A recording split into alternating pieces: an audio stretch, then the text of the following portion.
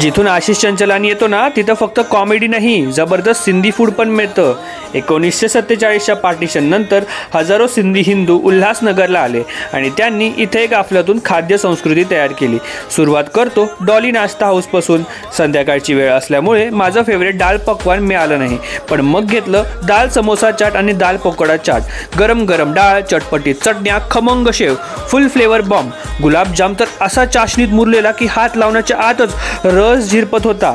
गोल मैदान जवळ जय माता दी चाटवाल्याची बटर पापडी चाट घेतली।